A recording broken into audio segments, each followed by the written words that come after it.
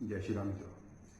जैसा कि आप सब जानते हैं, आज का हमारा जो वीडियो है उसका शीर्षक है हिंदुत्व पर बढ़ते खतरे। हम क्या समझते हैं, भारतवर्ष पे, हिंदुत्व पे क्या खतरा है? खतरा चाइना का है या खतरा पाकिस्तान का है? ना तो खतरा चाइना का है, जैसा कि आपने सब देखा, 2-3 दिन हुए मोदी जी वहाँ पे गए, भाषण दिया गलवान घाटी में, और अगले दिन चाइना ने अपने ट्रूप्स वापस बुला लिए, 2 किलोमीटर पीछे पहुंच गए। इसका मतलब ये हुआ कि भारत पे बाहरी खतरा कोई नहीं है। अगर चाइना ऐसा कंट्री जो है पीछे हट सकता है, तो पाकिस्तान की तो बात ही कुछ नहीं है, उसको तो हम कुछ समझते नहीं। तो खतरा कहाँ पे है? खतरा हमको आंतरिक खतरा है, जो कि हम या तो जानते नहीं हैं या जानबूझ के एक शांति से उसको साइड पे कर दिया है कि हम उसको देख नहीं रहे जी, हमने उसको देखा ही नहीं, इग्नोर कर दिया है। दुश्मन का अस्तित्व जो है, हम उसको मानने को तैयार नहीं हैं। हमारा दुश्मन है कौन? क्या हमारा दुश्मन मुस्लिम है? नहीं, हमारा दुश्मन मुस्लिम नहीं है। ना हमारा दुश्मन मुस्लिम है, क्योंकि हम तो सदियों से इकट्ठे रहते आ रहे हैं। ना हमारा दुश्मन क्रिश्चियन है, वो भी हमारा दुश्मन नहीं है। उसका तो धर्म अलग है, संस्कृति अलग है, हमसे उसका कोई मेल ही नहीं है। हमने उसको अपने अंदर शरण दी हुई है, भारत में शरण दी हुई है। तो हमारा दुश्मन कौन है? हमारा दुश्मन, आंतरिक दुश्मन जो है, वो नंबर 1 पे है जिहादी, नंबर 2 पे है मिशनरी, और नंबर 3 पे वामपंथी, और नंबर 4 पे बॉलीवुड। हैरान हो जाएंगे, बॉलीवुड का नाम कैसे ले लिया मैंने, आपको बताऊंगा सब मैं। सबसे पहले जिहादी की बात करते हैं। जिहाद क्या है?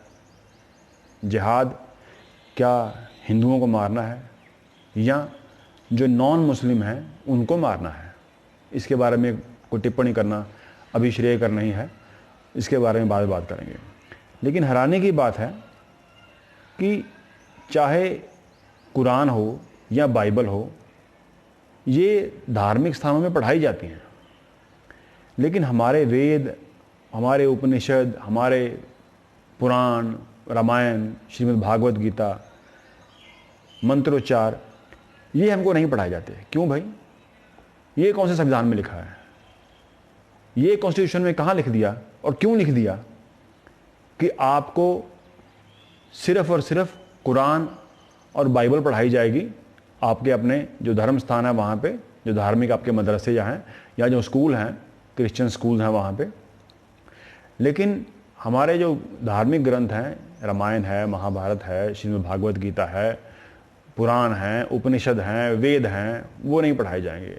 हम में से किसी ने नहीं पढ़े, ना मैंने पढ़े हैं अपनी शिक्षा काल में, नहीं आपने पढ़े होंगे। क्यों भाई? इसका जवाब कौन देगा?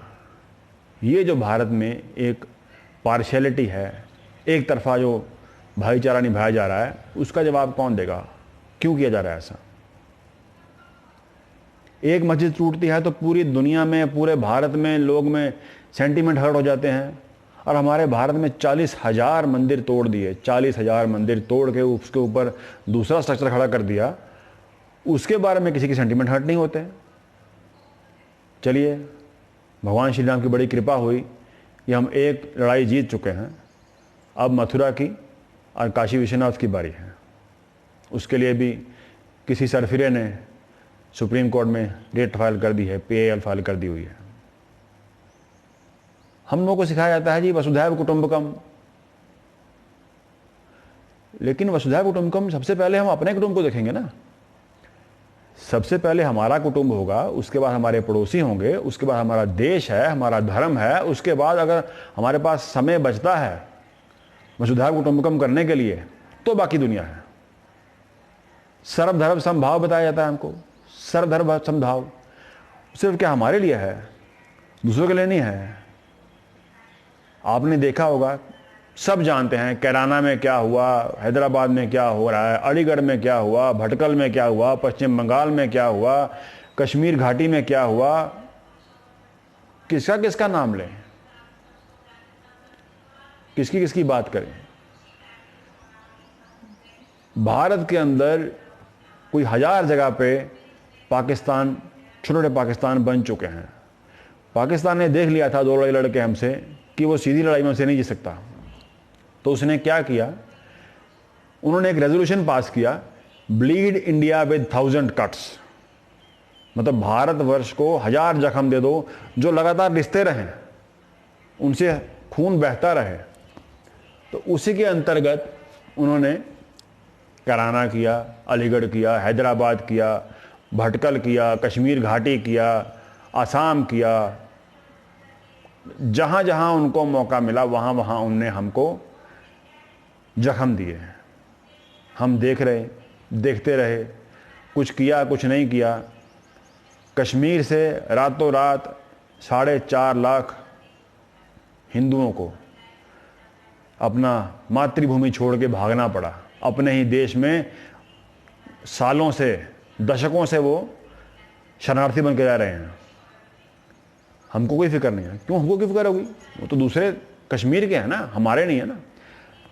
जब तक आग हम तक नहीं पहुंचेगी हम कुछ नहीं करेंगे।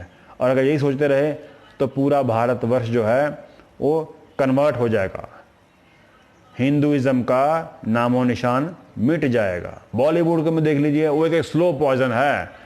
बॉलीवुड एक स्लो पॉइजन है। हमारे बच्चों को, हमारी आने वाली पीढ़ी के दिमाग में एक बात डाल दी है उसने।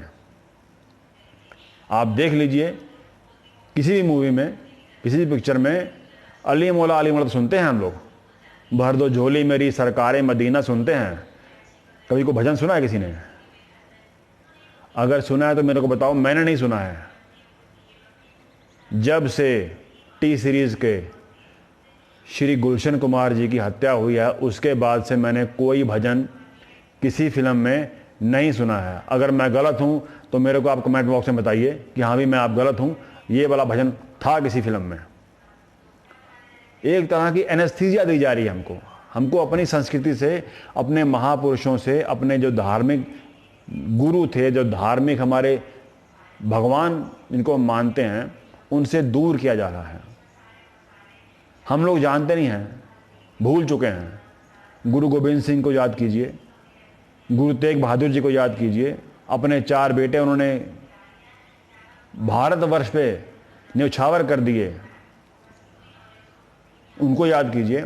बंदा बहादुर जी को याद कीजिए, बाबा दीप सिंह जी को याद कीजिए, छत्रपति शिवाजी को याद कीजिए, चंद्रगुप्त मौर्य को याद कीजिए, विक्रमादित्य को याद कीजिए, पृथ्वीराज चौहान को याद कीजिए। अरे इतने ज़्यादा, झांसी की रानी लक्ष्मीबाई थी, तांत्या तोपे थे, किसको किसको याद करेंगे?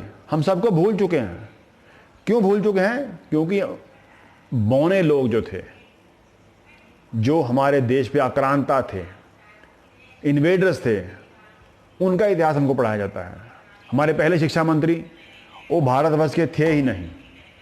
वो कहाँ के थे? वो मक्का मदीना से आए थे, वहाँ जन्म लेके और यहाँ के भारतवर्ष के शिक्षा मंत्री बन गए। उन्होंने ऐसी काली पट्टी पढ़ाई हमको, हमारी शिक्षा पद्धति को बिल्कुल बेड़ा गर्क कर दिया। जो असल में हमारे योद्धा थे, वीर थे, पूजनीय पुरुष थे, उनको मिटा के जो अशोभनीय, 1 नंबर के बेकार, गलीच, व्यभिचारी, धर्म का नाश करने वाले, अकबर हो, चाहे बाबर हो, चाहे हुमायूं हो, औरंगजेब हो, तैमूर हो, मोहम्मद गजनवी हो, महमूद गौरी हो, इनको हमारे दिमाग में घुसा दिया है। हमारी इतिहास की किताबों में इनके बारे में पढ़ाया जाता है। लेकिन जो हमारे अपने भारतवर्ष के महाराजा विक्रमादित्य के टाइम में भारतवर्ष 3/4 दुनिया में फैला हुआ था, जिसको जम्बूद्वीप बोलते थे, उसको हम भुला चुके हैं, उसको हमने भूल चुके हैं। क्यों? हमको पढ़ाया नहीं गया कभी।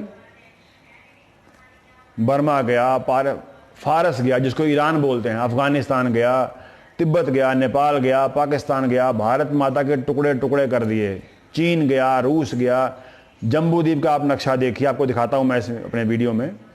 जम्बूद्वीप का नक्शे में पूरी दुनिया का 3/4 जो हिस्सा था, क्षेत्रफल था, वो भारत के अंतर्गत था। लेकिन 1000 साल में, चाहे मुगलों की गुलामी रही हो या अंग्रेज़ों की गुलामी रही हो, हमने, और उसके बाद 70 साल अब आज़ादी के बाद 2020 तक अब हमको वो अपने गौरवशाली इतिहास के बारे में पढ़ाया ही नहीं गया। किसी ने कोशिश ही नहीं की उसके बारे में जानने की, और किसी ने जानना भी चाहा तो उसको हटा दिया गया पीछे कि तुम पीछे हटो, तुमको नहीं पता है, ये तो कुछ भी नहीं थे, जो हम पढ़ा रहे हैं वही सही है। क्यों भाई, वो कहीं क्यों सही है? सच्चाई के बारे में क्यों नहीं बताते हो? सच्चाई के बारे में बताइए। और हम सब सच्चाई के बारे में जानते हैं, हमको बाकियों को जागरूक करना है। जो जानता है उसको जागरूक करिए, जो नहीं जानता है उसको बताइए कि जागरूक हो जाए, नहीं तो आने वाला टाइम जो है बहुत मुश्किल होने वाला है। दुनिया हमारी तरफ देख रही है कि हम क्या करेंगे। ये जो हमारे इंडिया ब्लीड विद 100,000 कट्स है, उसका क्या इलाज करेंगे हम? उसका हमको मुखर होकर विरोध करना है। बाकी इसके बारे में चाहे जिहादी, मिशनरी, वामपंथी भी हैं या बॉलीवुड है, इसके बारे में डिटेल वीडियो फिर से बनाई जाएगी। ये सिर्फ एक इंट्रोडक्शन दिया है मैंने आपको, आप सब के लिए। इसके बारे में जानिए और मेरे को वीडियो में कमेंट कीजिए कि आप सबसे पहले किसके बारे में वीडियो देखना चाहते हैं।